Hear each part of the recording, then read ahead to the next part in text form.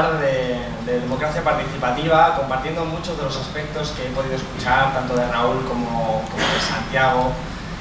Creo que en estos 15 minutos tenemos oportunidad, al menos en mi intervención de 15 minutos, de sacar algunos temas, digamos, que puedan servir de pilares para la reflexión que creo que debemos llevar a cabo de forma colectiva, más allá incluso de esta sala, mucho más allá de este debate concreto.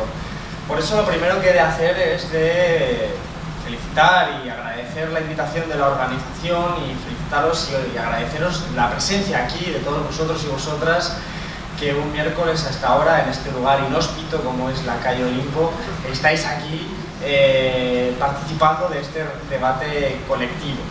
Ahora bien, ciertamente 15 minutos se vuelven escasos para hablar de tantas cosas como la que tenemos que hablar, tantas cosas como la que ha presentado Raúl, tantas cosas como la que ha presentado Santiago, de tantos sobres como tiene el Partido Popular, tantos elementos que se nos haría difícil en 15 minutos resumirlo. Por lo tanto, me voy a intentar centrar en los elementos fundamentales en los que me invitó Javier Portal a poder debatir. Luego las preguntas, evidentemente, igual que Santiago, podéis preguntarme lo que queráis, evidentemente. Bien, democracia participativa. Dos conceptos, democracia y participación. Lo primero, democracia. ¿Qué es la democracia? Es evidente que la democracia a todos nos inspira un concepto original según el cual el demos, el pueblo, toma parte en las decisiones colectivas, de forma colectiva, que van a afectar a sus condiciones de vida. Digamos que esta es la inspiración que nos trae a cualquiera el concepto de democracia. ¿Se aplica hoy en día el concepto de democracia? Esa es la primera pregunta que tenemos que hacernos. Mi respuesta directa, después de la reflexión, es que no. Hoy no vivimos en un escenario democrático. Hoy no vivimos en democracia. Porque evidentemente ese demos, ese pueblo, no es el que está tomando las decisiones sobre elementos fundamentales como la sanidad, la educación, las condiciones de vida sobre las que nosotros sostenemos nuestras vidas particulares. Esas decisiones están correspondiendo a instituciones supranacionales, en un caso, como pueden ser la llamada Troika, que compone, como bien sabéis, a la Comisión Europea, al Banco Central Europeo, y digamos al Fondo Monetario Internacional también, ¿no? Evidentemente. Toda esta triada, esta troika, es la que está tomando decisiones realmente, imponiendo las decisiones, no obstante, con la complacencia de los partidos que están gobernando sus diferentes espacios jurídicos para cambiar un modelo de sociedad. Estamos hablando de ese tipo de decisiones. Quiero decir, cuando, por ejemplo, Santiago se hablaba del papel de los parlamentarios, pues yo puedo traer aquí mi experiencia personal frente a la aparición del señor Draghi, un presidente del Banco Central Europeo que aparece en el Congreso prácticamente como un dios todopoderoso al que hay que agradecer que por fin haya aparecido por el Parlamento y al que además uno tiene que consultarle. No obstante, ese fue el detalle más importante de la comparecencia. Yo termino mis intervenciones en nombre, evidentemente, del grupo de la Izquierda Plural.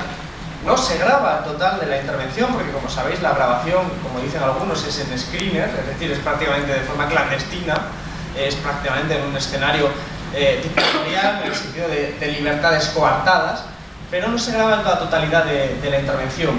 El final de la intervención correspondió a unas palabras de Draghi que, saltándose el turno de palabra, me preguntó a mí cuál es su pregunta, de un tono mucho más arrogante del que yo acabo de intentar simular.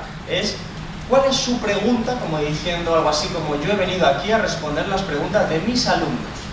Mis alumnos sois ustedes, los diputados electos, y yo, no electo, soy quien responde.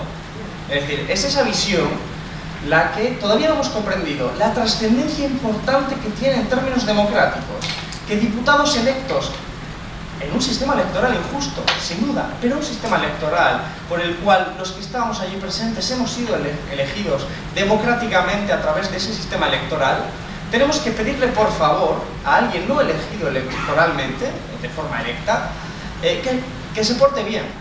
Que se porte bien, como decía la intervención del Partido Socialista, que fue una intervención correspondiente a la del resto de grupos parlamentarios, a excepción del nuestro, que se correspondía con esa actitud servil de reconocimiento de la legitimidad de aquel que hablaba y de reconocimiento de que él era quien tomaba las decisiones y que tú, como un sujeto subordinado a él, tenía que simplemente pedirle que se comportara bien con nosotros, que fuera, digamos, una persona o una institución que tuviera muy en cuenta la situación real de España, o de Grecia, o de Portugal. Esto es importante por una cuestión fundamental. Si yo digo que no existe democracia es por esa razón, porque la ciudadanía no tiene sus mecanismos para tomar decisiones que corresponden a sus condiciones de vida. Esto está en el primer lugar de la causa, a mi modo de ver, que justifica el descrédito de la llamada clase política, y que, si somos más rigurosos, deberíamos decir sistema político.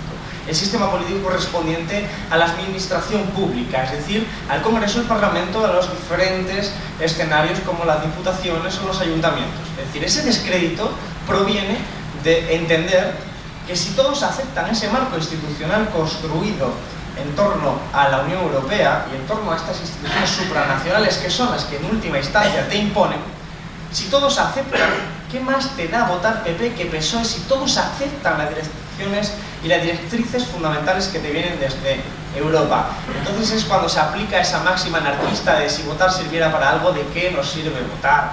Es claro que la ciudadanía se desconecta de la política institucional a través de esa interpretación.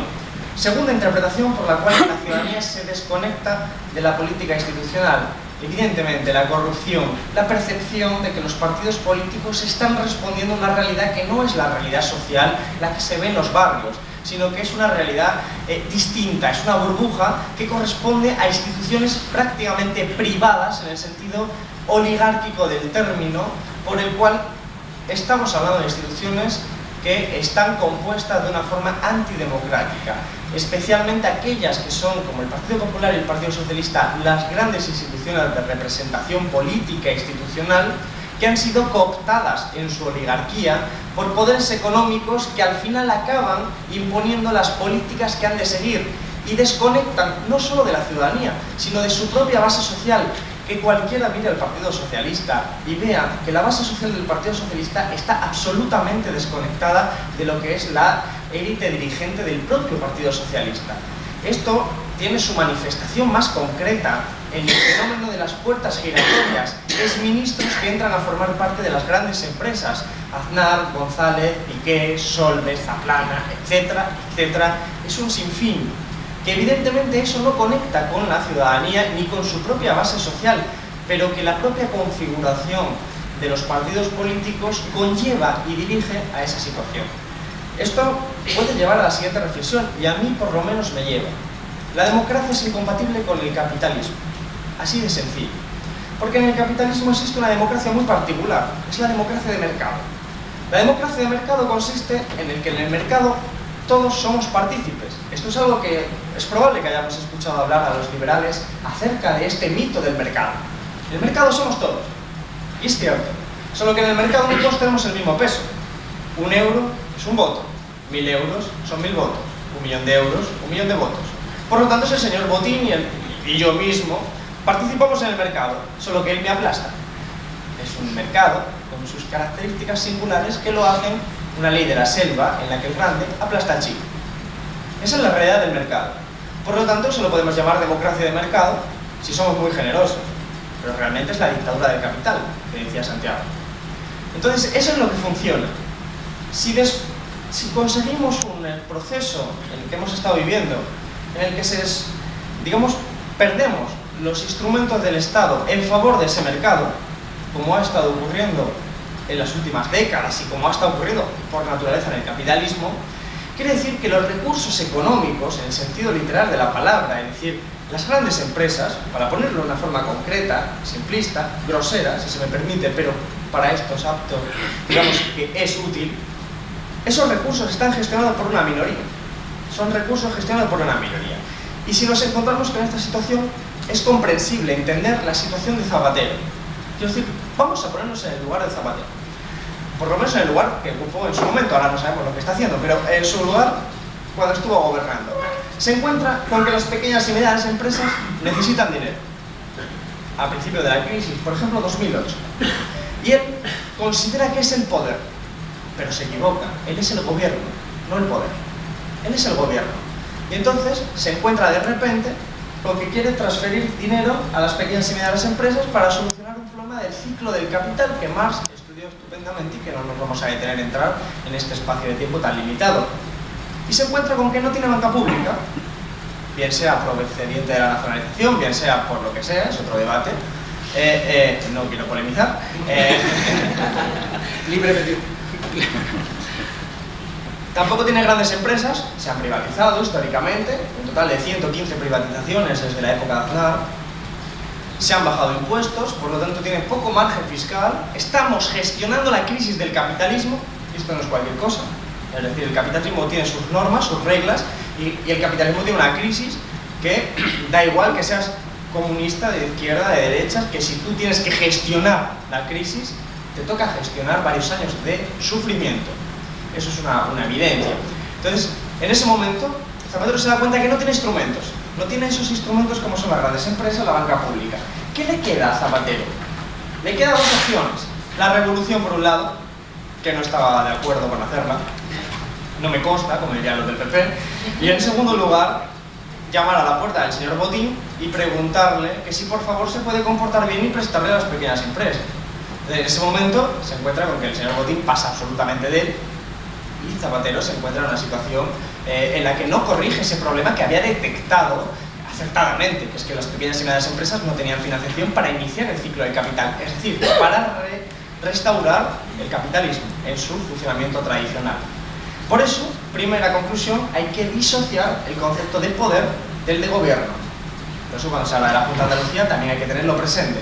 No es lo mismo el poder que el gobierno. Por eso no es lo mismo democracia que capitalismo, aunque nos intenten engañar, especialmente desde la muerte de Chávez, este discurso es bastante generalizado. Gobierno y poder son dos cosas distintas. El poder está mucho más allá de las instituciones, porque es privado.